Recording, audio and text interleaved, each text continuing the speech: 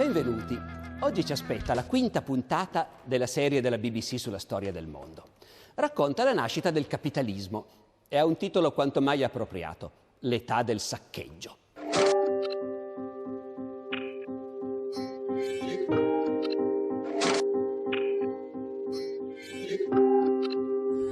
Fra tanti episodi che vedremo, voglio attirare la vostra attenzione su uno in particolare. È la prima bolla speculativa della storia.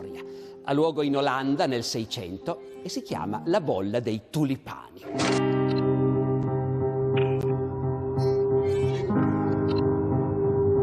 Esso è che alla fine del 500 viene importato in Europa dall'impero ottomano questo nuovo fiore, il tulipano, e immediatamente diventa di moda. L'Olanda è il paese più ricco d'Europa, è pieno di mercanti e di finanzieri che hanno un sacco di soldi e non sanno come spenderli. Cominciano a spenderli in tulipani. Il tulipano diventa lo status symbol. Per ostentare ricchezza devi avere varietà nuove, sconosciute. Si cominciano a creare nuovi ibridi e si vendono a carissimo prezzo.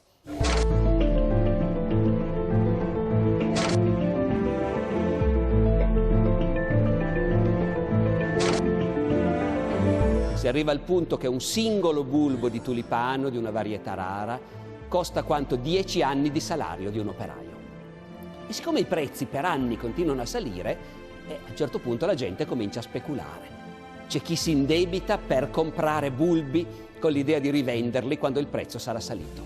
Le banche prestano soldi a quelli che vogliono speculare in tulipani e i produttori di tulipani cominciano a vendere in anticipo i bulbi dell'anno prossimo. Funziona un po' come oggi il mercato dei futures.